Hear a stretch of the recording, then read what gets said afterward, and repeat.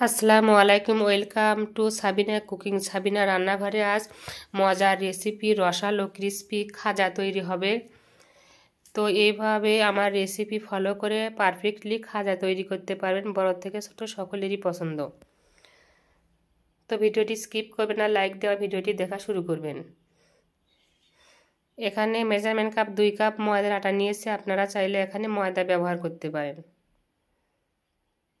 1 চামচ লবণ দিলাম, ফুল 1 চামচ ঘি দিয়ে দিলাম।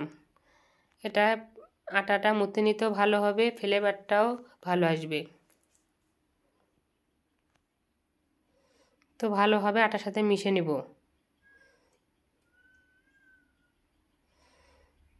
মেশানো হয়ে গেলে আমি রুম টেম্পারেচার পানি নিব।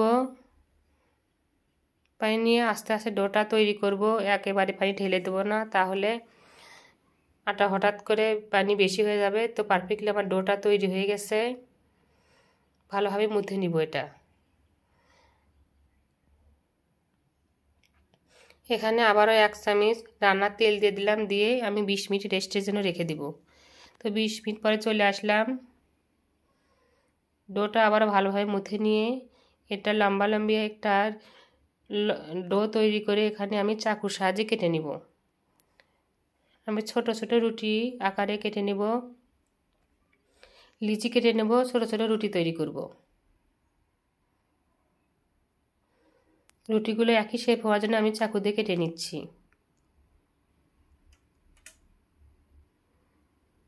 তো দেখুন কত তাড়াতাড়ি আমার আর একটা লিচি ভালোভাবে শেপ দেওয়া হয়। দেখুন উল্টে নিয়ে ভালোভাবে হাতের সাহায্যে গোল করে নিব সবগুলোই।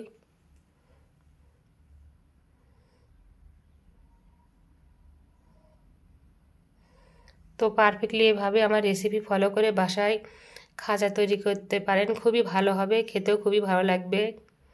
তো হোটেলের চাইতে কোনো অংশে কম হবে না।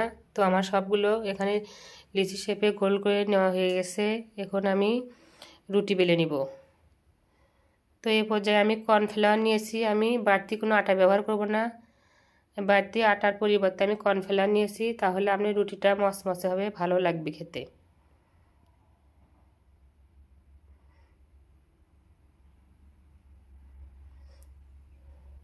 তো আপনাদের কাছে কর্নফ্লাওয়ার না থাকলে ময়দার আটা নিতে পারেন। আটা খুবই পাতলা হতে হবে, রুটিটা বেলে নেওয়া লাগবে খুবই পাতলা করে। তো আমি বেলে নিয়েছি, এখানে আবারও কর্নফ্লাওয়ার দিয়ে দিলাম, ভালোভাবে মিশিয়ে নিব।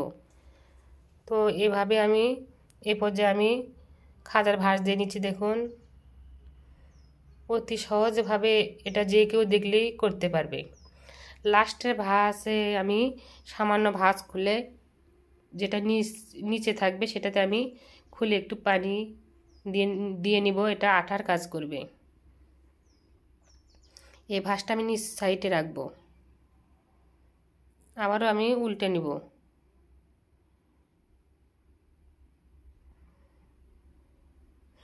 ওপর পেটে খালি সামান্য একটু পানি দিয়ে মুখটা আটকে দিতে হবে, তাহলে আটার কাজ করবে। এবার আমি হাত দিয়ে আলতো হাতে প্রেস করে এটা আমি বেলান দিয়ে আবারও আস্তে করে 2-1 বার ডলে নিব। এই দেখুন তো কত সুন্দর আমার লেয়ারটা বোঝা যাচ্ছে। তো এভাবে আমি সবগুলো খাজা তৈরি করে নিয়েছি। এই দেখুন কত সুন্দর ভাঁজগুলো বোঝা যাচ্ছে। এটা তেলে দিলে আস্তে আস্তে সুন্দর হয়ে ভাঁজটা খুলে আসবে। তো এই পর্যায়ে আমি তেল গরম করতে দিয়েছি চুলায়, এটা দিয়ে দিলাম। এই পর্যায়ে চুলার আঁচ মিডিয়াম টু লোয়ে রাখতে হবে। তেল বেশি গরম হয়ে আসলে তাড়াতাড়ি আপনার কালারটা চলে আসবে, ভেতরে কাঁচাই থেকে যাবে।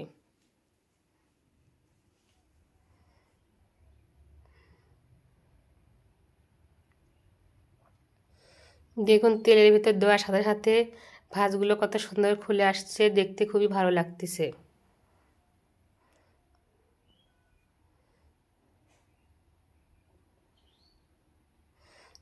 তো দেখুন প্রত্যেকটি আপনার খাজাগুলো ভাঁজ আস্তে আস্তে সবগুলোই বোঝা যাচ্ছে, খুবই সুন্দর লাগতেছে।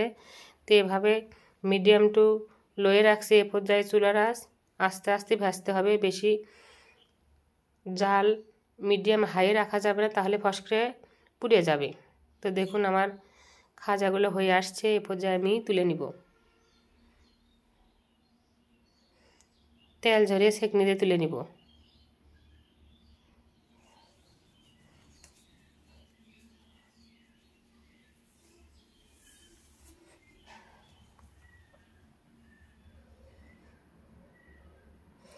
তো এটা আমি শিরার ভেতর দিয়ে দেবো। আমি শিরে করে রাখছিলাম 1.5 কাপ চিনি, মেজারমেন্ট কাপ 1 কাপ পানি নিয়ে আমি সেটা আগে করে রাখছিলাম। শিরাটা একটু পাতলাই হতে হবে, তাহলে আপনি খাজার ভেতর অতি সহজে চলে যাবে। তো পরিবেশন করলাম। তো আমার ভিডিওটি অবশ্যই আমাকে সাপোর্ট করার জন্য অসংখ্য অসংখ্য লাইক, কমেন্ট, শেয়ার করে দেবেন। আর আমার চ্যানেল নতুন হয়ে থাকলে অবশ্যই সাবস্ক্রাইব করে দেবেন। এতক্ষণ আমার ভিডিও দেখার জন্য ধন্যবাদ। আল্লাহ হাফেজ।